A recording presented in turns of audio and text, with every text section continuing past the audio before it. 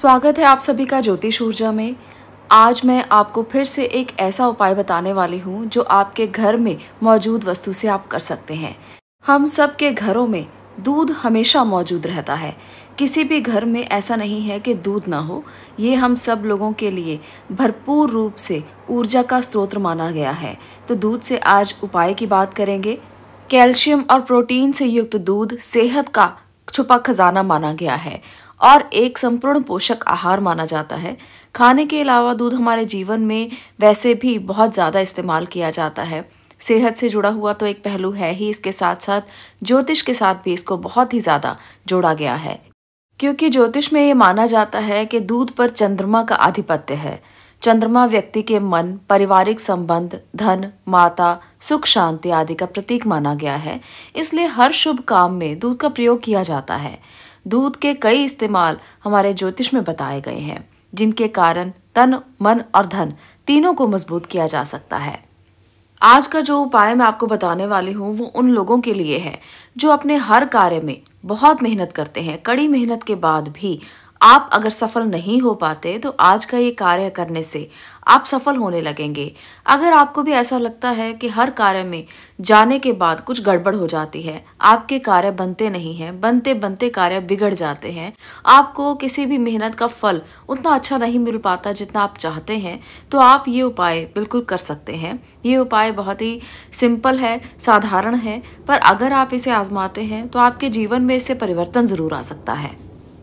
ये उपाय जो आज मैं आपको बता रही हूँ, इसे आपने किसी भी शुभ तिथि को, जैसे पूर्णिमा तिथि है, द्वादशी है, त्रयोदशी है, आप इसे कर सकते हैं। अगर आप इस तिथियों में इस उपाय को नहीं कर सकते तो आप किसी भी सोमवार को ये उपाय कर सकते हैं। आपने एक ग्लास कच्चा दूध लेना है, इस बात का ध्यान रखिए। कच्चे दूध का इस्तेमाल आपने इस उपाय में करना है।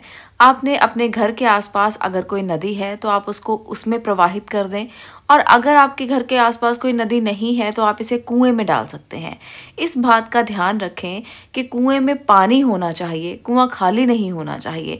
आजकल वैसे अक्सर देखा गया है कि आसपास कुएं नहीं होते, कहीं भी हमें कुएं देखने को नहीं मिलते, शहरों में तो बिल्कुल भी नहीं।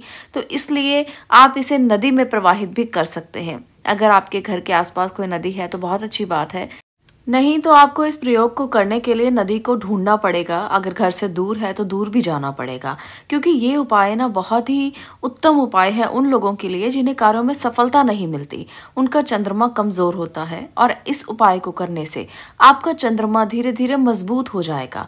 आप इस उपाय को जब शुरुआत करेंगे तो उसके बाद कम से कम आप 5 बार इसका इस्तेमाल जरूर करें। 5 बार आपने अगर मान लीजिए पूर्णिमा से शुरू किया है तो हर पूर्णिमा को आपको 5 पूर्णिमा ये उपाय करना है। अगर आपने सोमवार से शुरू किया है तो 5 सोमवार इसे लगातार कीजिए, और आप देखेंगे कि आपको नौकरी में, व्यवसाय में उन्नति मिलने लगेगी, योजनाओं में प्रगति आने लगेगी और धीरे धीरे समस्याओं का अंत होने लगेगा। चलिए दूध से संबंधित दूसरे उपाय की बात करते हैं। अगर आप आर्थिक तंगी से बहुत ज़्यादा जूझ रहे हैं, आर्थिक तंगी का आपको सामना करना पड़ रहा है, मेहनत का फल नहीं मिल रहा, तो ये उपाय भी आप कर सकते हैं। इसके लिए आपने माँ लक्ष्मी की मूर्ति लेनी है, या आप माँ लक्ष्मी की तस्वीर के आगे भी बैठ सकते हैं। और इसके साथ साथ आपने एक लोहे का बर्तन लेना है। लोहे के बर्तन में आपने थोड़ा सा पानी, थोड़ा सा दूध और थोड़ी सी शक्कर मिला लेनी है। इन सभी चीज़ों को लोहे के बर्तन में आपने डाला हुआ है तो आप माँ की मूर्ति के आगे बैठ जाएं, देसी घी का दिया जलाएं, और उसके बाद आप थोड़ा सा जो ये दूध और मिश्रण है आपका, पानी और शक्कर का, आप इसे मूर्ति के ऊपर, तस्वीर के ऊपर हल्का सा छिड़क दें। उसके बाद इस सारे मिश्रण को ले जाकर आप पीपल के पेड़ की जड़ में डाल दें। ये जो उपाय है ये आपने पूर्णिमा से शुरू करना है।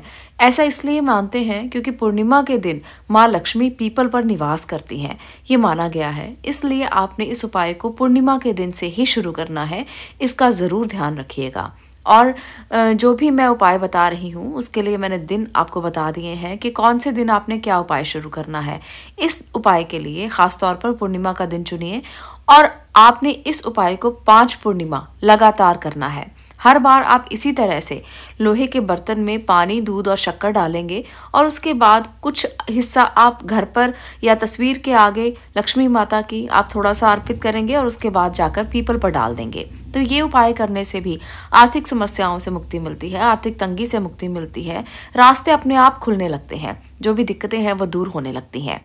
इसके साथ एक और उपाय आपको बताने वाली हूँ जो भी दूध से संबंधित है। इस उपाय को भी आप कर सकते हैं। सोमवार के दिन सुबह सुबह उठकर आप नित्य क्रमों से निर्वित होकर भगवान शिव के मंदिर में चले जाएं और शिवलिंग पर आप कच्चा दूध चढ़ा दें और लगातार 7 सोमवार तक इस उपाय को करें। ऐसा करने से न केवल आपकी मनोकामनाओं की पूर्ति होती है, बल्कि कोई भी ग्रह अगर बुरा असर दे रहा हो तो वो टल जाता है। ऐसे में चंद्रमा मजबूत होता है। आपने कच्चा दूध ही लेना है, इसका भी ध्यान रखिए। और आप किसी शुभ सोमवार से शुरू कर सकते हैं, जिस दिन आपको लगे कि शुभ यानी कि शुक्ल पक्ष का सोमवार है या कोई भी शुभ दिन उस दिन से शुरू हो रहा है, कोई त्योहार है जैसे शिवरात्रि है मान लीजिए, तब से भी आप शुरू कर सकते हैं। और आप देखेंगे कि आपका जो चंद्रमा कुंडली में कमजोर स्थिति में है वो मजबूत होना शुरू हो जाएगा। पर लगातार आपको 7 सोमवार तो इसे करना ही है। आप इसे बढ़ा भी सकते हैं, अपनी आपको इच्छा के अनुसार इसे बढ़ा लेना है। आप भगवान शिव के मंदिर में जब जाएंगे नहा धोकर और वहां पर थोड़ी देर के लिए बैठेंगे, कच्चा दूध अर्पित करेंगे, तो आप अपनी मनोकामना भगवान शिव से मांग सकते हैं। और अपनी मनोकामना मांगते हुए आपने उनसे प्रार्थना करनी है कि आपकी मनोकामना पूरी हो रही है। इस प्रकार से आपने वहां पर बैठकर बोलना है, ना कि आपने ये कहना है कि आपकी मनोकामना पूरी हो जाए।